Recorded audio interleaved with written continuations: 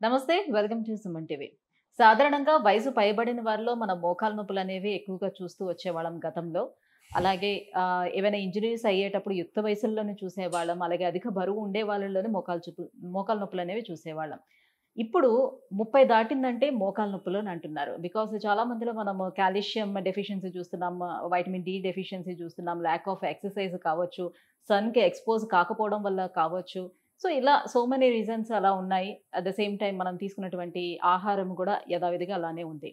సరే మోకాళ్ళ నొప్పులొచ్చాయి. ఇప్పుడు ఏం చేయాలి? శస్త్రచికిత్సకి వెళ్తారా అనంటే, యుక్త వయసులో ఉండేవాళ్ళు శస్త్రచికిత్సకి వెళ్తే, ఇప్పుడే వెళ్తే మేము తర్వాత లైఫ్‌ని ఎలా లీడ్ చేయాలి అని అడుగుతున్నారు. అదే వయసు పైబడిన వాళ్ళు శస్త్రచికిత్సకి వెళ్తారా అనంటే, మాకు ఆల్రెడీ బీపీ, షుగర్‌లు చాలా రకాల వ్యాధులున్నాయి. ఇప్పుడు మేము ఒకవేళ సర్జరీ చేయించుకుంటే ఫర్దర్‌గా అసలు లేచి నడవగలుగుతామా లేదా అని అడుగుతున్నారు. సరే సర్జరీ వద్దు. మరి పెయిన్ కిల్లర్స్ వేసుకుంటారా? స్టెరాయిడ్స్ తీసుకుంటారా? అంటే పెయిన్ కిల్లర్స్ ఎన్ని రోజుల వరకు మేము యూజ్ చేయాలి? ఇలా పెయిన్ కిల్లర్స్ యూజ్ చేసామంటే ఇంకా రకరకాల ఆర్గాన్స్ అన్నీ కూడా దెబ్బతింటాయంటారు. స్టెరాయిడ్స్ ఎంతవరకు పవర్ ఉంటే అంతవరకే పనిచేస్తుందని అంటారు. మరి వీటి అన్నిటికి ఫుల్ స్టాప్ పెట్టడం ఎట్లా? సో సర్జరీ అనేదే లేకుండా మనకి ఈ మోకాళ్ళ నొప్పుల నుంచి తప్పించుకునే మార్గం ఏదైనా ఉందంటే యెస్ ఉంది. మనలాంటి వాళ్ళ కోసమే పెయిన్ మేనేజ్‌మెంట్ అనే ట్రీట్మెంట్ వచ్చేసిందండి. సో, పీఆర్‌పీ తోటి ఏ రకంగా మనకి ఈ మోకాళ్ళ నొప్పుల నుంచి బయటపడే అవకాశం ఉంటుంది? సో, ట్రీట్మెంట్ విధానం ఎలా ఉంటుంది? రికవరీ టైమ్ ఎంతవరకు ఉంటుంది? సో, ఈ విషయాలన్నిటిపై అవగాహన కల్పించేందుకు మనతో పాటు ఉన్నారు డాక్టర్ సుధాకర్ గారు. Interventional pain physician from Epione pain management Jubilee Hills. Hello sir. Hello. నమస్కారం. సార్ కొంచెం లెంథీ అయింది నా ఇంట్రడక్షనే ఓకే. చాలా వరకు. ఓకే. బట్ మోకాళ్ళ నొప్పులు సార్. మోకాళ్ళ నొప్పుల విషయానికొచ్చేటప్పుడు హ్మ్. ఏజ్ రిలేటెడ్‌గా చూసుకుంటే ఎలాంటి ఆర్థరైటిస్ తోటి మోకాళ్ళ నొప్పులు వస్తాయి? హ్మ్. అలానే ఇంజ్యూరీ రిలేటెడ్‌గా చూసుకుంటే ఏ విధంగా మోకాళ్ళ నొప్పులు వస్తాయి? ఇంకా మన లైఫ్ స్టైల్ విధానాన్ని బట్టి. ఓకే. మనం చూసినట్టయితే మన బాడీ లోపల knee joint. Knee joint is a weight bearing joint. It is a most important joint అంటే మనము పొద్దున్న లేచినప్పటి నుంచి రాత్రి వరకు ఎవ్రీ మూవ్‌మెంట్ తోటి నీ జాయింట్‌లో ఫ్రిక్షన్ ఉంటది. హ్మ్. మనం నీ జాయింట్స్‌లో చూసుకున్నట్టయితే ఒక 3, 4 మెయిన్ ఇంపార్టెంట్ స్ట్రక్చర్స్ ఉంటాయండి. అంటే లైక్ ఇది థై బోన్, లెగ్ బోన్‌కి మధ్యలో కార్టిలేజ్, ఒక మెనిస్కస్, లిగమెంట్స్, టెండాన్స్ ఉంటాయి. హ్మ్. సో చిన్న ఏజ్ లోపల మోస్ట్ ఆఫ్ ద టైం నీ పెయిన్స్ రావడానికి గల కారణాలు చూసుకుంటే ఒకటి ఇంజురీస్. హ్మ్. అంటే గేమ్స్ అంటే స్పోర్ట్స్ ఇంజురీస్ అంటారు. అంటే స్పోర్ట్స్ ఆడే వాళ్ళనే కాదు.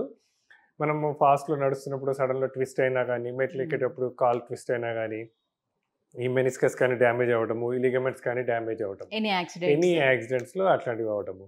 ప్లస్ ఇంకోటి వయసు పైబడ్డ వాళ్ళకేంటి most of the time degeneration. Hmm. So degeneration అంటే ఏంటి? Most of the time it is a cartilage degeneration. ఎప్పుడైతే మృదులాస్థి డీజనరేట్ అవుతుందో ఇక్కడ సైనోవియల్ ఫ్లూయిడ్ సెక్రీషన్ తగ్గడము, ఫ్రిక్షన్ పెరగడము, ప్రతి మూవ్‌మెంట్‌లో ఫ్రిక్షన్ రావడము. సో వెదర్ ఇంజురీ కానీ ఆర్ డీజనరేషన్ కానీ హ్మ్. ఏమైతుందంటే ఇక్కడ ఒక ఇన్‌ఫ్లమేటరీ ఎన్విరాన్మెంట్ అంటే ఇన్‌ఫ్లమేటరీ ఫ్లూయిడ్. ఆ ఫ్లూయిడ్ ఏమైతుంది?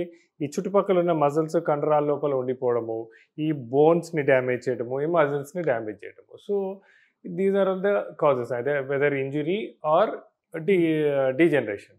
సో ఇలాంటి ప్రాబ్లమ్స్‌తో సఫర్ అయ్యే వాళ్ళకి ఇవాళ రేపు నూతన విధానాల ద్వారా అంటే without any major interventions, without any major surgeries plasma పద్ధతి అంటే ప్లేట్లెట్ రిచ్ ప్లాస్మా ద్వారా ఒక మంచి సొల్యూషన్ మా ఎపియాన్ పెయిన్ మేనేజ్మెంట్ సెంటర్‌లో అవైలబుల్ ఉంది. రైట్.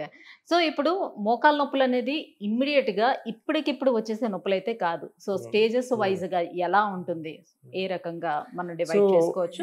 ఎలా డయాగ్నోస్ చేసుకోవాలి? చేసుకోవచ్చు. ఇప్పుడు ఫర్ ఎగ్జాంపుల్ ఏజ్ రిలేటెడ్ అనుకోండి. వాళ్ళకి ఫస్ట్ ఇనీషియల్‌గా ఓన్లీ కొద్దిగా స్ట్రెయినస్ యాక్టివిటీస్ లైక్ మెట్లు ఎక్కినప్పుడు, ఎక్కువ దూరం నడిచినప్పుడే నొప్పి రావడం మొదలుపెడుతుంది. హ్మ్.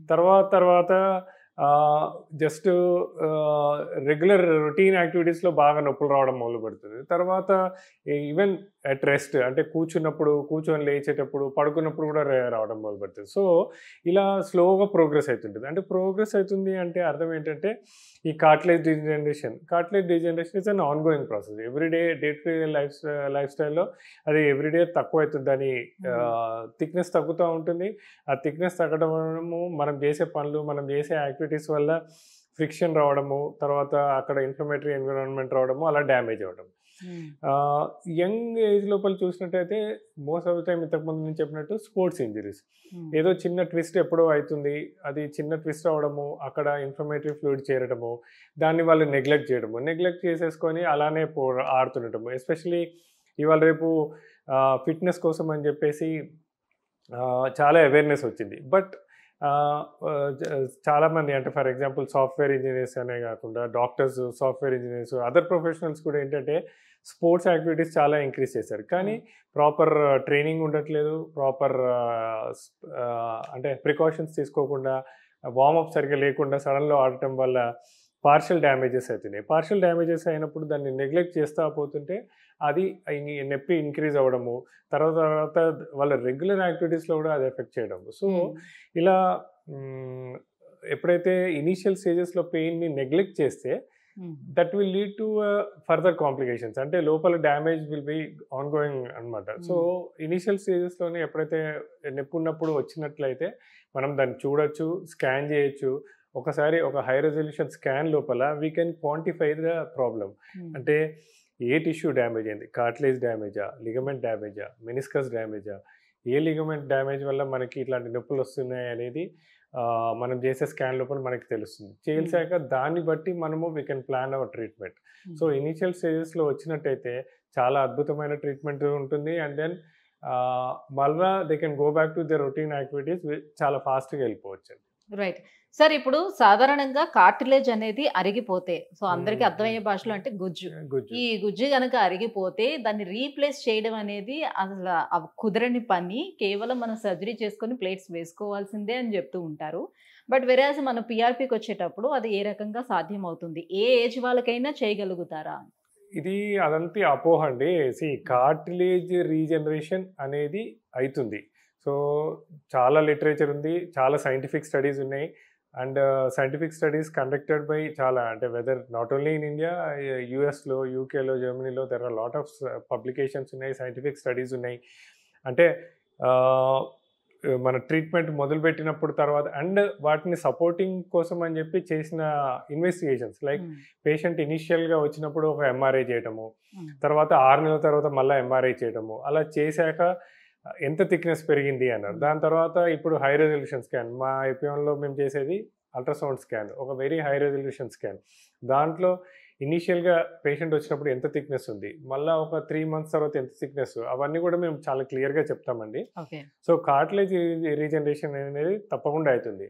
ప్రతి ఒక్కరి ప్లేట్లెట్స్లో, ఆల్ఫా గ్రాన్యూల్స్లో గ్రోత్ ఫ్యాక్టర్స్ ఉంటుంది.